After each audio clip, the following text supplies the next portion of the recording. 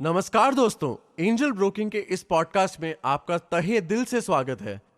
जैसा कि आप जानते हैं, इस पॉडकास्ट के जरिए हम आपको स्टॉक मार्केट से जुड़ी मुश्किल से मुश्किल बातें भी एकदम आसान तरीके से समझाते हैं, जिससे कि आप भी एक सक्सेसफुल ट्रेडर या इन्वेस्टर बन सके। Commodity trading is a great way to earn money for people who can analyse complex patterns and predict the future prices of certain goods. These certain goods include crude oil, corn, gold, silver and other commodities. In commodities के prices पर international factors का बड़ा influence होता है, इसलिए a commodity trader का news junkie होना बहुत ज़रूरी है। commodity trader को political, economic and social factors का close analysis करके ही commodity prices के फ्यूचर बिहेवियर की इंसाइट मिलेगी। कमोडिटी ट्रेडिंग के प्रॉफिट्स को दो तरीकों से डिक्लेयर किया जा सकता है। Before we talk about how you can declare profits arising from commodity trading while filing your income tax returns, let's discuss what you can't declare such profits as. You cannot declare these profits as long-term capital gains because commodities are traded through derivatives like futures and options. Futures contracts and option contracts do not last for more than a year. और अगर कोई trade का maturation period 1 साल से कम है तो उसे short term capital gains या फिर बिजनेस इनकम माना जाएगा। If you file your profits from commodity trading as short term capital gains then a flat tax rate of 15% will be applied. पर अगर आप अपने प्रॉफिट्स को बिजनेस इनकम के कॉलम के नीचे फाइल करेंगे तो एप्लीकेबल टैक्स रेट वेरी करेगा। Depending on your income tax slab rate, the tax can vary from nil to 30%। ये सुनकर शायद लोगों को लगे कि कमोडिटी ट्रेडिंग के प्रॉफिट्स को short term capital gains declare करने में ही चतुराई है, but there are a lot of benefits to capturing your profits from commodity trading as business income. Let's discuss a few of these benefits.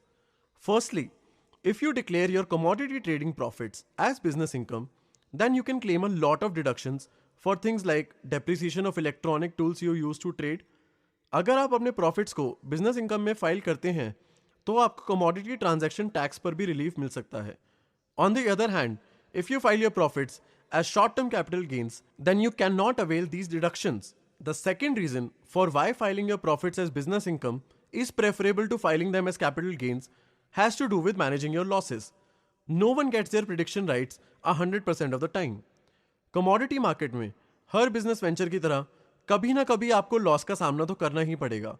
If you file your profits as capital gains, then you cannot adjust your losses against current or future capital gains.